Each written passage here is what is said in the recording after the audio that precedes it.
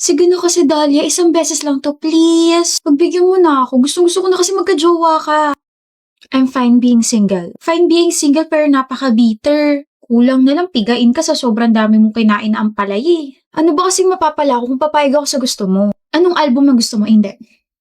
Ano-ano ang mga albums na gusto mo? Ano kailangan kong gawin? Okay, you just need to entertain your blind dates. Maraming nakapila, so please, sana may mahanap ka na. And I promise you, this is gonna be worth it. Wow, miss. Ganda mo pala. Cringe. Pass. ASL mo. Ano to online dating app? Alis. Alam mo bang matalino ako and alam ko na lahat ng babae gusto yon. Ako ayoko. Ang hirap kaya kausap yung mga matatalino, lalo ko nabobog. So ano gusto mo sa lalaki? Yung hindi nagtatanong ng ganyan tanong. Ang tagal na katong gusto, Dahlia. Ako hindi. Napilitan na ako dito. Ako rin kaya umalis ka na. Dahlia, nagre-reklamo sila sa akin ng pangit mo raw kausap. Umayos ka naman. Sayang yung effort ko, sayang yung mga album. Wow, nahiya naman ako sa kanilang pangit din nila kamong kausap. Hindi pa ba tapos? Pwede na ba ako umuwi? Hi. Ako pala yung next sa pila. I told you it's gonna be worth it. Bye! Martin? Oh! Kilala mo ko? Have we met before? Stalker kita, no? Anong ginagawa mo rito? Hindi pa ba obvious? Nandito ako para makapag-date sa'yo. Haba ng pila, muntik na nga ako mainip eh. Anong ginagawa mo rito? Hindi ka dapat nandito. Bawal bang pumila ang ex? I'm just trying to shoot my shot. Okay? Baka kasi, pwede na ulit tayo, Dahlia. Martin, alam mo yung nangyari sa ating dalawa. It was an awful breakup. An awful breakup because we were both childish and impatient. Martin, ano ba? Hirap mong intindihin. Ikaw ang mahirap intindihin. May kausap ako tapos bigla mo sasabihin na boyfriend kita? Yung kausap mo na lalaki? Halatang interesado sa'yo eh. You're being childish. Parang hindi mo ginawa yung ginawa ko. Actually, mas malala pa nga yun sa'yo eh. Hindi ka lang nagpakilala as my girlfriend. Hinalikan mo pa ako sa harap ng blackmate ko. Nagtatanong lang naman siya about sa group project namin eh. Well, she likes you. She's flirting with you. And that guy na kausap mo kanina, gusto ka nun. Kulang na nga lang yakapin ka eh. Nakakapagod ka na. Mas nakakapagod tong relasyon natin. Alam mo, maghiwalay na lang tayo. Wala nangyayari maganda dito sa relasyon na to eh. Okay. Mas mabuti pa nga. Imagine kung gaano ka-toxic yung relationship natin nung patapos na tayo, no? I really thought na every breakup can be fixed with another conversation, pero sa atin parang lalo tayong lumalala nun eh. Ano, magsasorry ka na? I didn't do anything wrong. Ikaw ang may kasalanan sa akin, Dahlia. Why did you talk to my hand? Alam mo, ang hilig mo ganyanin ako, nakakapikon ka na. Ayaw mo naman kasi palagi ako yung kasalanan mo eh. Ba, ikaw yung ganun? Mag-sorry ka na lang, Martin. Ayoko nga, wala nga akong ginawang kasalanan. Ang taas talaga ng pride mo, no? Ganito ka rin naman eh. Mataas yung pride ko kasi ang tigas ng ulo mo, nakakairita ka na. Wala nang mas iirita pa sa'yo. Habang tumatagal nga yung ugali mo, nagiging mabaho ni. Kung mabaho yung ugali ko, dahil sa'yo yun. Yun na yung huli nating pag-uusap before we finally broke up. Sobrang toxic. Tapos nagsumbatan tayo hanggang sa pinalis tayo ng manager dun sa coffee shop kasi we were already creating a scene.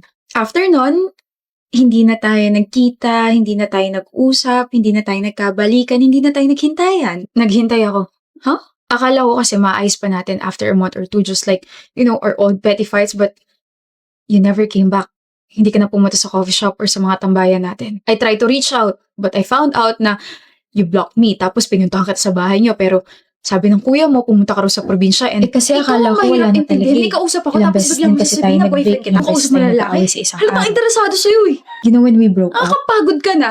pakiramdam ko na tuluyan Alam mo, tayo hilig mong magbago sa ganyanin mo. isa't Just isa say kaya. sorry, Martin. Kaya hindi na ako bumalik, Martin. Dahlia, 6 years. Until now, I'm still waiting. I still want you, so baka pwede na ulit. Oh, sino yun? That I like you. Huh? I want to let you know that I like you, Chester. Seryoso ka? Ha? Sure kang gusto mo ako? Oo. Eh bakit ang lukot pa rin ng mga mata mo? Hindi. Hindi mo ako gusto, Astrid. Confused ka lang kasi lagi mo akong kasama. Chester. Sino yung tumawag? Si Noah. Binaba mo ba kasi nasa harap mo ako? Oh, tumatawag ulit siya. Sige na, sagutin mo na. Para saan yun? Kung ano-ano kasi pinagsasabi mo dyan eh. Katuloy alam ko sino yung babatukan ko, yung phone ba o ikaw? Nabatukan mo na ako. Ayan, block na number niya. Ayaw mo bang malaman kung bakit siya tumatawag? Ayoko. Wala akong pakialam. Sure? Nag-overthink ka ba? Kasi nga, ang lukot ng mga mata mo. Ganto na talaga mga mata ko, Chester. O nga no, sisirain mo pa yung mood eh. Pero wala ka na talagang pakialam sa ex mo. Wala na. Naka-move on ka na? Oo nga. Alam kong I'm finally healed. Estes, ikaw ba yan? Chester! You don't have to say anything about my confession. I just want to let you know that I like you and I like being with you. Gusto rin naman kita. Kaso, sorry Astrid. Nag-overthink kasi talaga ako lalo na tumawag yung pangit mong ex. It's fine. No pressure, Chester. Astrid. Astrid, let's talk. Ano ba, Noah? Please, nagmamakaawa ako. Luluhod ako. Mahiya ka nga, hindi mo ba nakikita may kasama ako? Tsaka kahit lumuhod ka pa, ayaw kitang kausapin. Luluhod ako. Gusto mo balik ako ng asin niya sa pre? You know, para mas may effort yung pagluhod mo. Pwede bang huwag kang mangailang? Sa aming usapan lang to. Wala kang alam. Marami akong alam, kaya sasali ako. Ano? Bakit gusto mo makipag-usap sa kanya? Alam ko na. Balak mong gawing kabit si Astrid, no? No! Nag-stutter ka. May balak ka, no? No. I just wanna say sorry. I feel guilty sa nagawa ko sa'yo. Please forgive me. I want your forgiveness, Astrid. Yung anak ko tsaka yung asawa ko iniwan na ako kasi hanggang sa panaginip ikaw yung bukang bibig ko. Sobrang nagigilty lang talaga ako. Please, patawarin mo na ako. Can you talk to my wife? Tell her na ex-workmate lang kita na walang namamagitan sa ating dalawa. Please. Wow! Please, tulungan mo ako. Ayoko. Astrid, please. You brought so much pain and lies to me. If gagawin ko yung gusto mo, para ko na rin binaliwala lahat ng mga sinabi at ginawa mo sa akin. So my answer is no. Tigilan mo na ako. Just move on with your life, Noah. Astrid! Stay. Sit. Okay ka lang? Yup. Sure? Yup. Kung ganun, okay din ako. Nakasalalay pagiging okay mo sa akin. Hindi mo alam? Apektado ako pag apektado ka. Kaya nga hinila kita sa kanya dati, di ba? Naapektuhan ako dahil sa iyak mo. Well, ngayong okay ka, mas okay ako. Kasi okay tayong dalawa. Ngayong gusto mo ako, gusto kita, baka pwedeng tayong dalawa na. I know, wrong timing kasi yung ex mo. Yes, Chester. Anong yes? Di naman ako nanliligaw. Wisit ka. Huh? Akala ko ba ako yung nililigawan mo? Hindi ba? Chester! Wala siya, galit na. Grabe naman. Oo na, sige na. Boyfriend na ako, girlfriend na kita, mua-mua, chup-chup, hugs, XOXO, kisses. Okay na. Ayoko na pala. Hoy, anong tawagan natin? Jowa bells? Babe? Baby? Cup and cake? Love you. This is not the first time naman na hindi ako sinipot ng kadate ko. Date?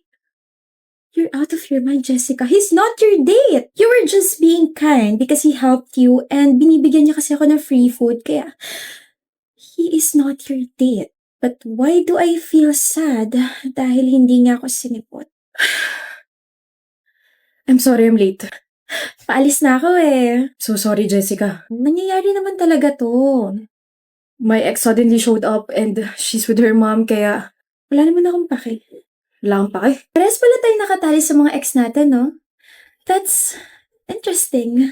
Interesting. Let's eat?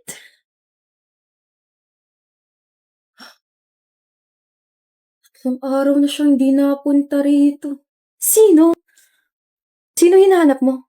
Bakit nandito ka na naman, Pia? Gusto ko lang makita tong cafe na to, tsaka I'll be here for 2 months lang, tapos babalik na ulit ako sa Amerika. Sinusulit ko na yung stay ko, you know naman I don't have friends, like, ikaw lang na ex ko pa. Correction, I'm not friends with you. Ay, grabe siya, but we're in good terms. Because we had a proper breakup. It was a mutual decision. Ayaw mo magkabalikan tayo? Ayoko! Uy, that's good. Ayoko rin kasi may bago na ako. Ito siya. Pero sino yung cute na sinasabihan mo na nakaraan? Jessica, I was waiting. I'll be there in 20. Wrong cafe.